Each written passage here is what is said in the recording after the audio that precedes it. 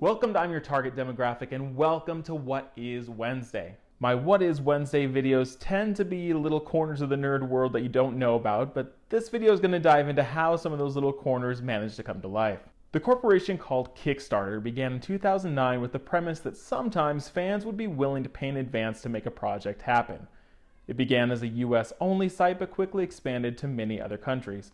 The basic gist is that if you see a project, invent an idea, you can kickstart it, meaning that you would pitch in a certain amount of money to make it happen. If that project meets its goal, you would receive whatever it was that you agreed to.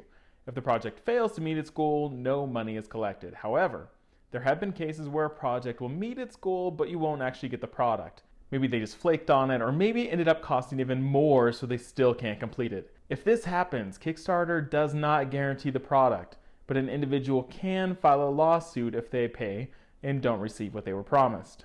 In terms of success, the first big mainstream success came with a campaign to revive the television show Veronica Mars with a movie. They had a $2 million goal and ended up with $5.7 million. The movie was made, though it didn't do well critically, which is a bit of a bummer. While that was pretty successful, Veronica Mars is only number 9 on the top 10 Kickstarted projects. Most of them are tech-based, including smartwatches, video games, and a few other entertainment projects, including the recent revival of Mystery Science Theater 3000. So what is the incentive to donate more money?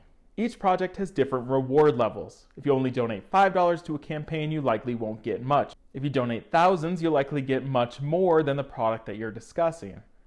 For instance, this $5,000 reward for this spice variety includes a trip to their factory where you can design your own spice combination. And then what happens if something is overfunded? If a project says they need $2 million, but they make $6 million, what happens?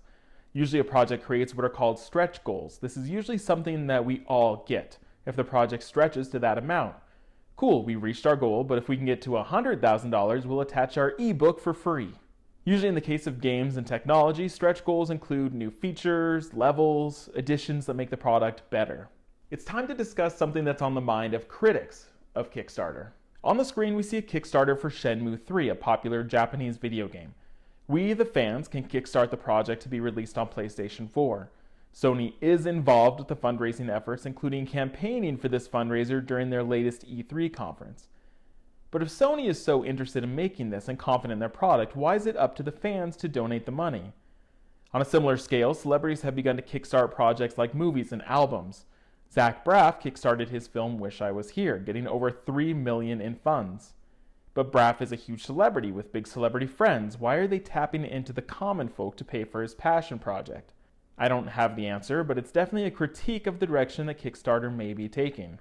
The effect of Kickstarter has undoubtedly been huge. Other sites have sprouted up alongside it, such as Indiegogo and GoFundMe. They have slight differences, usually in the requirements for a project to be posted or the types of projects they cover, but they collectively have created a phrase called crowdfunding, which is a generic term for what sites like Kickstarter do.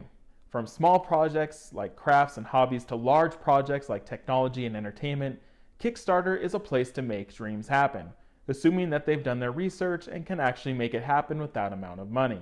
So now I want you to sound off in the comments. Have you ever donated to a Kickstarter or another crowdfunding project? Have you gotten that product? Have you created a project on Kickstarter? Did it have success?